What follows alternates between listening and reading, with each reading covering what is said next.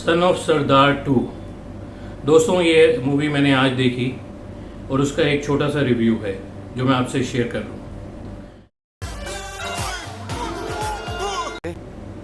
No script, no dialogues, no good music, it's a complete disappointment. Not expected from a brilliant actor like Ajay Devgan. पेपे, आप अभी भी dance कर लेते हो? Yes. No. Son of Sardar 2।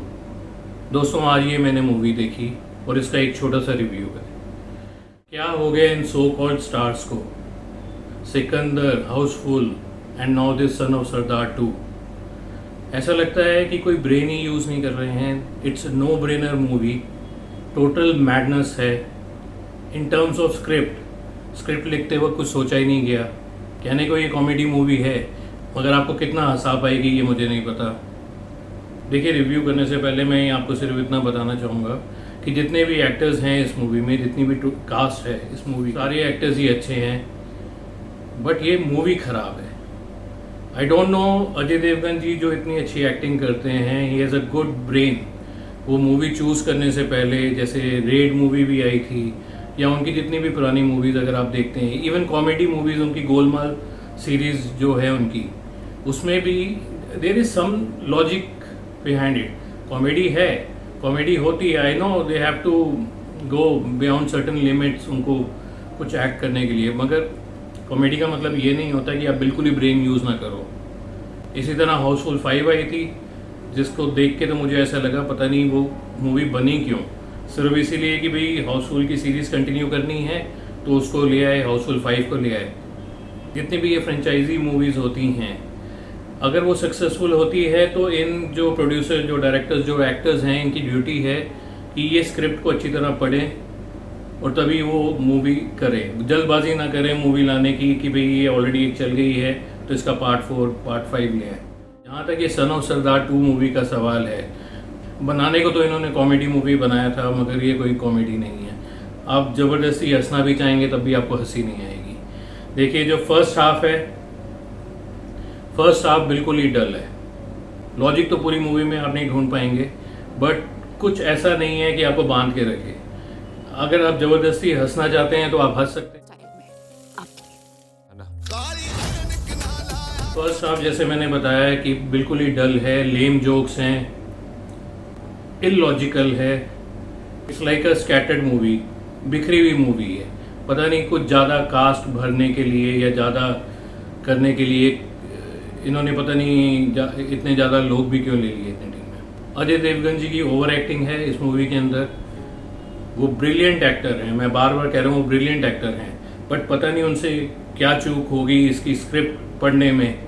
इसको जो डायरेक्टर है, I is directing Hindi movie for the first time, but still इतना पुराने डायरेक्टर हैं, बहुत सारी उन्होंने मूवीज़ बनाई हुई हैं, तो एक्सपेक्ट नहीं किया जा सकता उनसे। ये जो स्क्रिप्ट है, आई डोंट नो स्क्रिप्ट किसने लिखी है, बट क्यों लिखी है मुझे ये भी नहीं समझ आ रहा। अजय देवगन जी बिल्कुल ओवर एक्ट कर रहे हैं। अगर नॉर्मल एक्टिंग करते तो शायद थोड़ा बेटर हो सकता था। सेकेंड पार्ट स्लाइटली बेटर है as compare to the first part, but if you think कि मूवी देखने लायक है, अकॉर्डिंग टू मी मूवी बिल्कुल बकवास है। मैं ये नहीं कह रहा कि आप मूवी नहीं देखिए, आप मूवी जाके देखिए, बट जो मुझे लगा वो मैंने आपको बता दिया। इट्स टोटली 2.5 घंटे की मूवी है, बिल्कुल टाइम वेस्ट होगा आपका। बेटर टू वेट कि OTT पे आएगी तो आप देख लेना।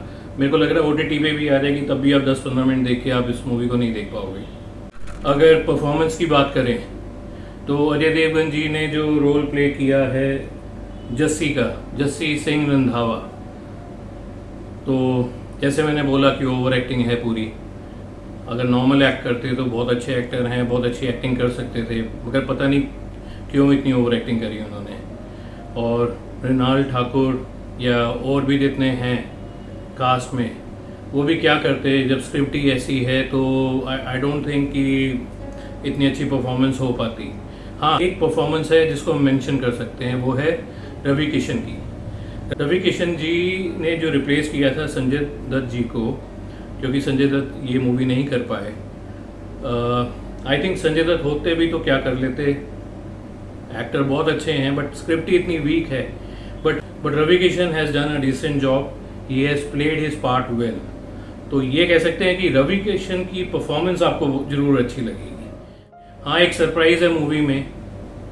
एंड में रोहित शेट्टी अपीयर हो जाते हैं, पता नहीं कैसे.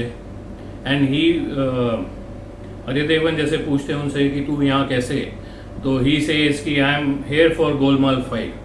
मतलब गोलमाल 5 को प्रमोट करने के लिए भी इस मूवी के अंदर वो रोहित शेट्टी भी आ गए इसके अंदर. पता नहीं आइडिया कहाँ से लेते हैं. आई थिंक ये जो मार्वल एवेंजर्स की मूवी होती है वहाँ से आइडिया लेते हैं कि जैसे मूवी ख़त्म होती है तो end of the movie it shows like what is the upcoming movie, तो उसमें थोड़ा सा दिखा देते हैं. तो इसी तरह उन्होंने भी शायद ये कॉपी किया है वहाँ से. बट इसका भी कोई फ़ायदा नहीं होगा इस मूवी को. इसकी प्रॉब्लम क्या है, आज एक्टर्स इतने बड़े हो गए हैं, फ्रेंचाइज इतनी बड़ी हो गई है, एक्टर्स खुद ही प्रोड्यूसर हैं, तो उनको लगता है कि ये पहली मूवी तो चल गई थी, पहला पार्ट चल गया था, तो सेकंड पार्ट भी लोगों को जो हम परोसेंगे लोगों को वही पसंद आ जाएगा.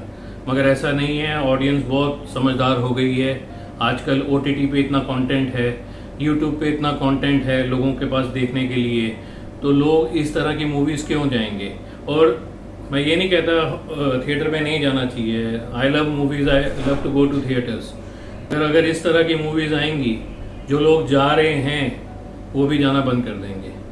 तो ये जितने भी सो कॉल्ड बिग स्टार्स हैं, इनको थोड़ा टाइम लेना चाहिए, थोड़ा स्क्रिप्ट को स्टडी करना चाहिए. जितना टाइम ये इवेंट्स में, प्रमोशंस में, टॉक शोज़ में जाके अपनी मूवी को प्रमोट करते हैं, वही टाइम ये स्क्रिप्ट लेवल पे लगाएं, स्क्रिप्ट को समझें.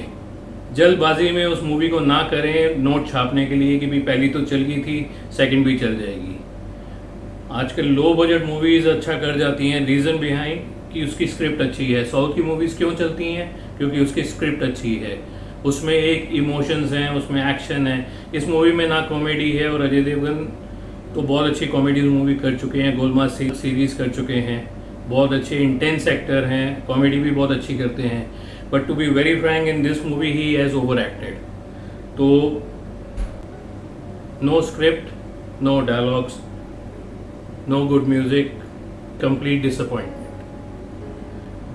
ऑडियंस जाती है थिएटर में, अपना हार्ड एंड मनी स्पेंड करती है, and they expect a good quality movie. But ये मूवी अगर मैं बोलूँ, I am not anyone to give rating to this movie, but अगर मैं अपने तरीके से बोलूँ तो 2 स्टार भी नहीं मिलेंगे, और टोटल टाइम वेस्ट है. 2.5 घंटे आपके बर्बाद ही होंगे. एक्टर्स बड़े बन गए हैं मगर दर्शन छोटे हो गए हैं. This is not fair. देखिए, एक छोटा सा रिव्यू है. मैं ये नहीं कह रहा कि आप मूवी जाके मत देखिए.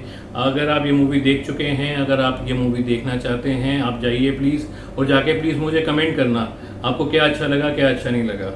And please like and share and subscribe to my channel for more movie reviews and more stories which I put on the YouTube channel. Till then, take care, bye.